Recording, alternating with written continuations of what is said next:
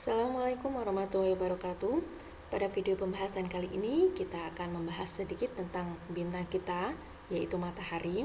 Ada beberapa biodata yang akan kita bahas ya tentang matahari. Yang pertama itu tentang jarak bumi ke matahari.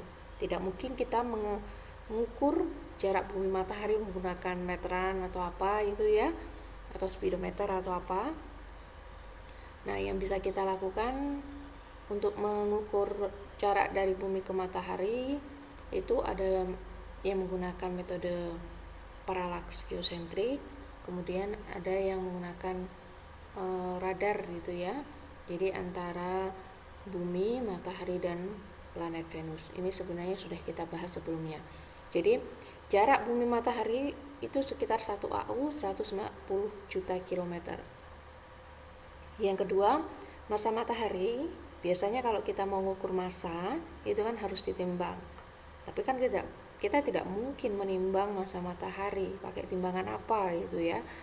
Jadi massa matahari ini sekitar 1,99 kali 10 pangkat 30 kg dapat kita peroleh dengan menggunakan hukum Kepler yang ketiga. Kemudian radius matahari, jari-jari matahari, ya nggak mungkin ya kita ngukur jari-jari matahari secara langsung. Jadi jari-jari matahari itu kita peroleh sekitar 6,9 kali 10 pangkat 5 km. Ini dapat kita peroleh dengan menggunakan persamaan radius sudut. Kemudian yang keempat, rapat jenis matahari ρ, yaitu sekitar 1382 kg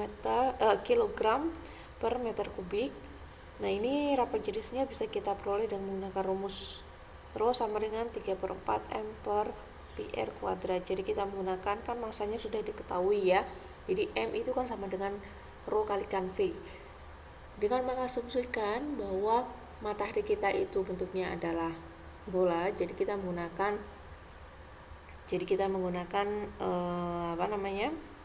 volume bola. Oke. Kemudian luminositas matahari L itu 3,86 kali 10 pangkat 26 watt. Nah, luminositas ini diperoleh dengan menggunakan hukum Stefan Boltzmann. Kemudian temperatur efektif matahari itu sekitar 5800 Kelvin. Nah, temperatur ini dapat diperoleh dengan menggunakan hukum Stefan Boltzmann. Jadi mungkin kenapa astronomi dan astrofisika itu tidak bisa terpisahkan, bahkan malah hampir sama itu ya. Tetapi sebenarnya ini adalah astrofisika ya. Jadi kita memang kalau astronomi itu basicnya memang observasi, kalau astrofisika itu basicnya memang menggunakan teori ya. Jadi tidak melakukan observasi secara langsung, tetapi dengan data yang ada kemudian diolah, kemudian kita dengan menggunakan hukum yang ada kita mencari sifat fisik dari benda langit tersebut. Nah, selanjutnya setelah kita tahu biodata matahari kita akan membahas tentang struktur matahari. Jadi struktur matahari itu ada core, inti, kemudian ada zona radioaktif, zona konvektif, kemudian jadi ada pembagiannya itu ada struktur dalam dan struktur luar. Kalau struktur dalam itu ada inti, zona radioaktif dan konvektif. Kemudian kalau struktur luar itu ada fotosfer, kromosfer, korona. Nah, ini corona bukan virus corona yang sekarang lagi marak-maraknya di dunia ya. Jadi untuk yang struktur dalam di inti itu terjadi reaksi fusi. Jadi kenapa bintang itu bisa memancarkan cahayanya sendiri? Ya karena di dalam intinya itu terjadi reaksi fusi ya. Jadi terjadi reaksi fusi menggabungkan 4 hidrogen menjadi 1 helium. Jadi sebenarnya tidak hanya 1 helium ya. Jadi 4 hidrogen plus menjadi 1 helium plus 2 positron plus 2 sinar gamma plus 2 neutrino. Kemudian ada zona radiatif. Jadi di dalam inti itu kan terjadi reaksi fusi, pastinya di sana sangat panas sekali ya. Nah, sehingga kan dari inti itu menuju ke zona radiatif. Nah, zona radiatif ini itu daerah energi yang berasal dari reaksi termolekul inti itu merambat secara radiasi. Jadi setelah di core, di inti itu terjadi reaksi fusi, kemudian panasnya itu merambat melalui zona radiatif, kemudian menuju ke zona konvektif. Nah, di zona konvektif, daerah ini energinya itu berasal dari reaksi termonuklir sama ya, tetapi merambatnya secara konveksi. Nah, kemudian yang struktur luar itu ada fotosfer. Lapisannya tipis ya, tebalnya sekitar 500 km. Ya, terang, berwarna kuningan dan suhunya sekitar 5800 Kelvin. Jadi, kalau kita kan sudah pernah membahas tentang radiasi benda hitam. Kemudian dengan menggunakan dari radiasi benda hitam ini kan kita peroleh dua hukum empiris, yaitu hukum Stefan Boltzmann dan pergeseran Wien. Kemudian dari sini kalau kita menggunakan kedua hukum ini, kita bisa memprediksi suhu dari matahari kita, ya. Dan diperoleh suhu matahari kita itu sekitar 5800 Kelvin. Nah, padahal matahari kita itu kan lapisannya itu kan ada macam-macam ya. Nah, 5800 Kelvin ini adalah suhu dari lapisan fotosfer. Kalau semisal kita lebih masuk ke dalam lagi ke inti, itu pastinya suhunya sudah tidak lagi 5800 Kelvin ya. Jadi pasti sangat tinggi sekali. Jadi 5800 Kelvin itu adalah suhu dari fotosfer. Nah, dengan menggunakan teleskop, fitur yang tampak di permukaan matahari ini antara lain nanti di fotosfer itu nanti akan terlihat ada bintik matahari, ada fakula, ada granula, ada supergranula gitu dan lain-lain ya. Kemudian lapisannya setelah ada fotosfer, ada kromosfer. Nah, ini ketebalannya, kalau tadi ketebalannya sekitar 500 km, ini bisa dibayangkan ya 500 km itu dari mana ke mana gitu ya. Kemudian kalau yang kromosfer itu ketebalannya sekitar 2400 km. Kemudian yang ketiga itu adalah korona. Nah, korona ini jadi pada bagian kutub-kutub matahari, korona itu terlihat menipis sehingga terlihat seperti celah di kutub-kutub matahari. Nah, korona dapat dilihat saat seperti gerhana matahari total, seperti mahkota atau pancaran terang dari matahari. Nah, korona ini juga dapat dilihat dengan menggunakan alat yang disebut sebagai kronograf atau alat untuk membuat gerhana artifisial. Jadi ini korona ini ya. Ini yang kita lihat. Jadi bisa dibilang yang mendominasi itu kan cahaya dari fotosfer ya. Jadi yang kita lihat itu berwarna kuning itu lapisan fotosfernya. Kemudian ini kromosfer, ini korona. Nah, ini kan kita tidak bisa lihat secara langsung ya. Jadi ini korona ini bisa kita lihat kalau semisal terjadi gerhana matahari. Kemudian di fotosfer itu ada beberapa aktivitas matahari ya. Jadi ada yang namanya bintik matahari atau sunspot. Sunspot ya. Oh, ini tidak ada gambarnya. Jadi sunspot itu ini sunspot ya. Bintik matahari. Jadi sebenarnya kalau misalnya kita lihat matahari itu ada bintik-bintiknya kayak semacam jerawat mungkin ya. Jadi ada bintik matahari. Nah, sunspot ini terlihat ya. Jadi dia berada di permukaan matahari, tepatnya di fotosfer, yang tampak lebih gelap daripada sekelilingnya. Kenapa? Karena suhunya lebih rendah daripada suhu fotosfer di sekitarnya. Jadi memang suhu yang ada di fotosfer itu tidak merata. Jadi ada bagian yang lebih rendah suhunya sehingga terlihat lebih gelap daripada sekitarnya. Nah, bintik matahari ini lebih banyak terlihat di dekat ekuator ya. Jadi makin mendekati kutub, nanti akan semakin banyak. Jadi semakin mendekati kutub, makin sedikit jumlahnya ya. Kalau mendekati ekuator maka akan lebih banyak.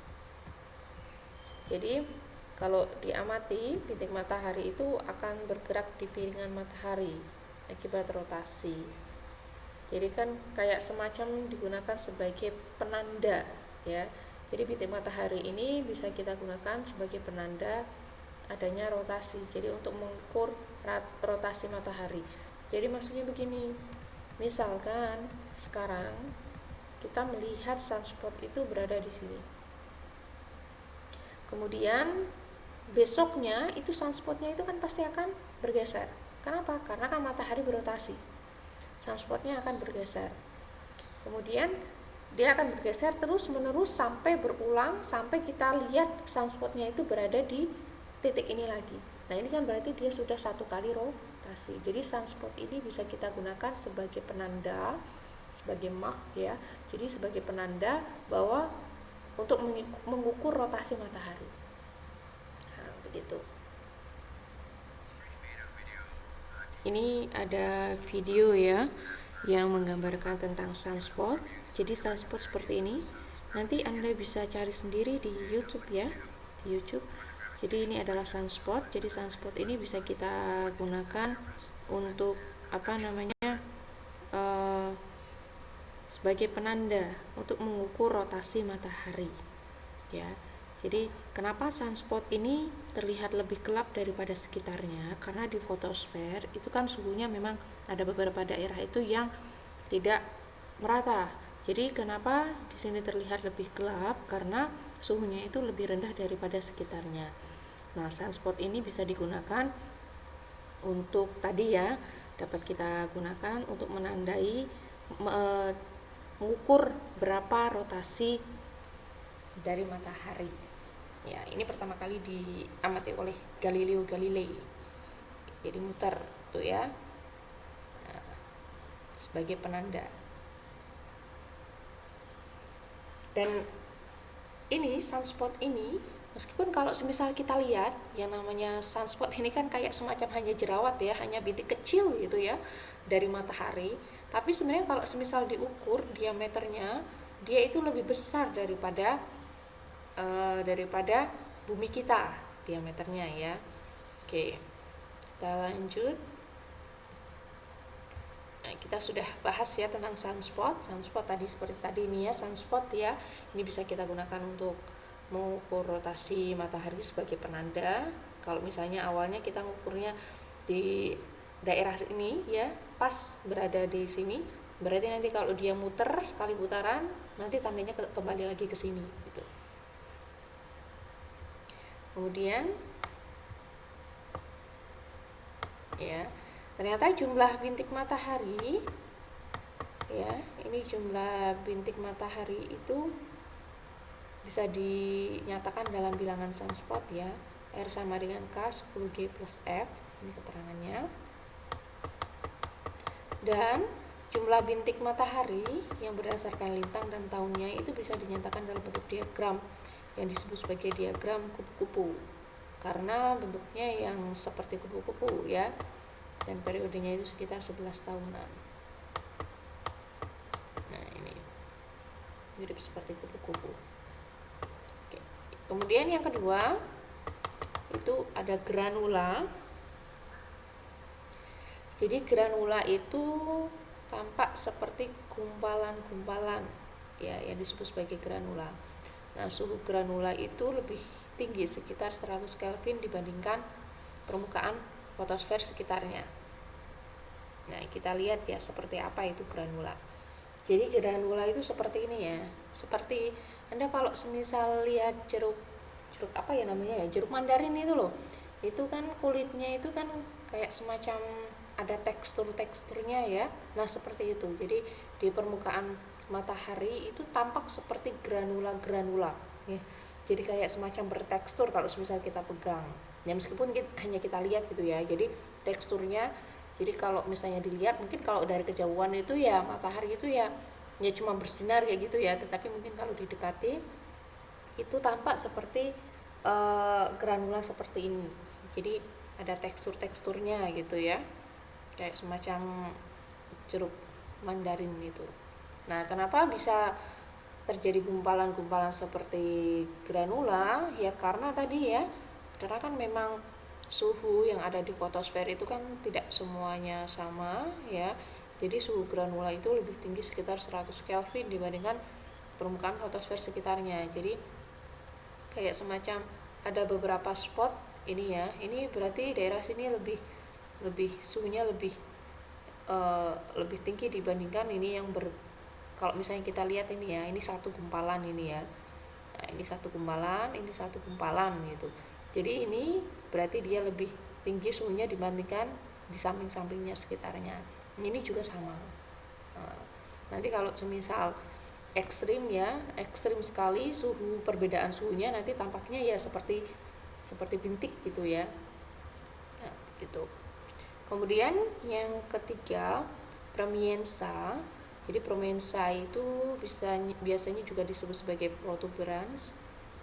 Nah, ini terjadi pada lapisan kromosfer ya, dan hanya dapat teramati jika terjadi pada pinggiran matahari.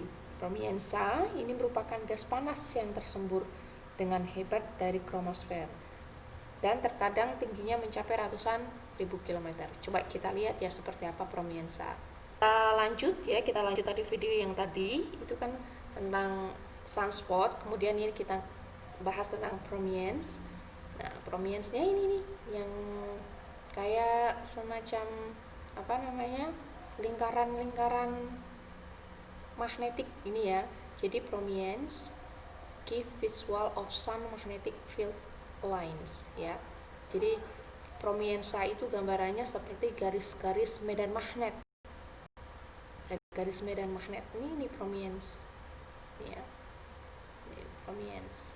Dan ternyata ini kalau kita lihat itu kan sepertinya kecil ya, karena kita lihatnya dibandingkan dengan matahari. Tetapi sebenarnya ini kalau kita ukur diameternya itu sangat besar sekali ya, sangat besar sekali. Oke, kita sudah tahu ya seperti apa promiens. Kita lanjut bahas yang flare ya, flare. Nah, flare ini merupakan kilatan cahaya yang berlangsung sangat cepat dan terjadi pada kromosfer ya, sama seperti promiens. Nah, sejumlah energi yang sangat besar itu dilepaskan, jadi kayak semacam semburan, dan partikel-partikel berenergi tinggi yang melaju dengan kelajuan ya sekitar 1500 km per sekon ya. Nah, ini semburan partikel ini menyebabkan badai magnetik yang dibelokkan oleh ionosfer ke arah kutub magnet bumi dan dapat menimbulkan gangguan pada piranti elektromagnetik dan aurora. Itu yang menyebabkan adalah flare ya, kenapa bisa terjadi aurora. Oke, kita lanjut. Ini ya, solar flares. Nah, jadi semburan-semburan. Nah, ini ya terjadi, ini adalah flares. Kalau yang tadi itu promiens itu mirip magnetic lines gitu ya. Jadi kalau flare itu semburan. Nah, ini terjadi semburan. Nah, semburannya itu kan bisa sangat tinggi sekali, sangat jauh sekali itu ya. Jadi kan dia menyemburkan materi energi yang sangat besar sekali. Nah, ini bisa menyebabkan gangguan, karena kan yang dipancarkan itu kan radiasi elektromagnetik ya, dengan sangat keras gitu, kayak semacam ditembakkan. Nah, ini bisa sampai berapa kilometer ya, bisa sangat jauh sekali, sehingga bisa menyebabkan gangguan pada piranti ya, alat elektronik yang ada di bumi gitu ya, sampai bisa menyebabkan seperti itu flare. Nah, ini kalau misalnya ini bukan gambar sebenarnya ya, ini hanya ilustrasi saja. Nggak mungkin kita ngerekam benar-benar matahari seperti ini, itu kan tidak mungkin.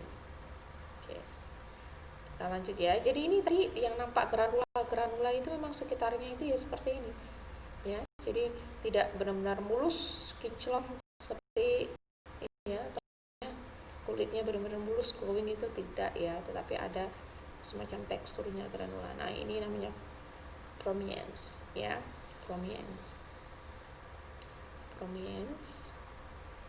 Oke.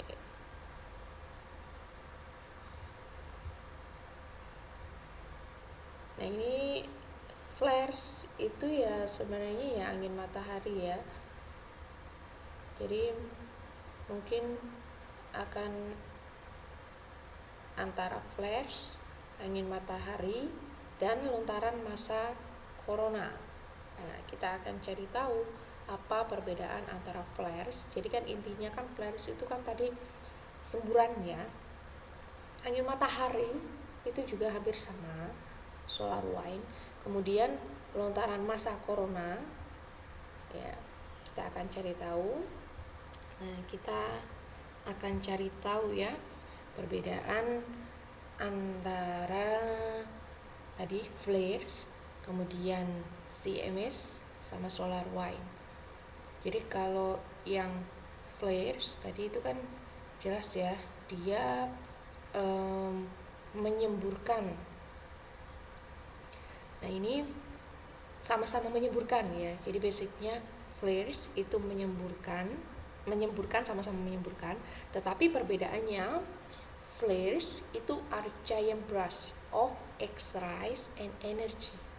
Jadi basicnya flares itu yang disemburkan itu adalah X-ray atau foton ya. Jadi dia menyemburkan cahaya. Intinya flares itu kilatan cahaya atau foton-foton dengan foton yang energinya itu sekitar energi sinar X atau frekuensinya itu di sekitar sinar X. Jadi sebenarnya flares itu berupa semburan cahaya ya, semburan cahaya dengan energinya sekitar energi sinar X ya, itu flares. Kemudian bagaimana dengan CMS ya? Jadi ini flares basicnya adalah cahaya ya, cahaya itu kan berarti dia bergerak dengan kecepatan cahaya ya. Kemudian CMS itu jadi keterangannya kalau tadi flares itu cahaya, kalau CMS ya. Jadi CMS are giant clouds of particle hurled into space. Jadi intinya kalau flares itu cahaya, kilatan cahaya, CMS itu adalah semburan materi ya. Jadi materi itu kan bisa macam-macam, berarti yang disemburkan kan berupa atom itu ya, jadi partikel-partikel. Kalau yang flares tadi itu kan berupa cahaya, foton ya, radiasi elektromagnetik. Kalau CMS itu coronal mass ejection, itu yang disemburkan adalah materi. Dan flares CMS itu terkadang terjadinya secara bersama-sama dan memang seringnya secara bersama-sama. Jadi ada kilatan cahaya, kemudian ada kilatan materi yang terlempar seperti itu. Jadi ini gambaran dari CMS. Kalau CMS tadi materi yang terlempar dalam bentuk awan ya. Nah, CMS itu memerlukan waktu 1 sampai 3 hari untuk sampai ke bumi. Ya, waktu yang dibutuhkan lontaran tadi, massa yang terlontar seperti kayak awan tadi itu ya, gambarannya itu ya. Untuk sampai di bumi itu membutuhkan waktu 1 sampai 3 hari. Tetapi untuk yang flares ya, jadi flares itu only take 8 minute ya. Jadi dia cuma butuh waktu sekitar 8 menit saja untuk sampai ke matahari. Kenapa berbeda ya? Karena flares itu kan tadi cahaya yang dia bergerak dengan kecepatan cahaya, sedangkan yang CMS itu kan dia materi. Jadi kan kecepatannya kan beda, lebih rendah kecepatannya yang coronal mass ejection tadi itu ya. Nah, NASA observatories see flares as flashes of light on the sun and CMS as eruptions spreading out into space. Jadi intinya flares itu tadi adalah kilatan cahaya, meskipun sama-sama semburan ya, tetapi kalau flares itu semburan cahaya, kalau yang CMS itu materi, dan dia spreading, dia menyebar. Kalau kilatan itu kan cuma kayak semacam satu arah gitu ya. Nah, tapi kalau yang CMS itu kan dia berupa materi dan dia menyebar, spreading out ya, jadi menyebar ke seluruh ruang angkasa. Itu. Nah, ini kan terkadang ini kan kilatan cahayanya, dan ini semburannya ke segala arah.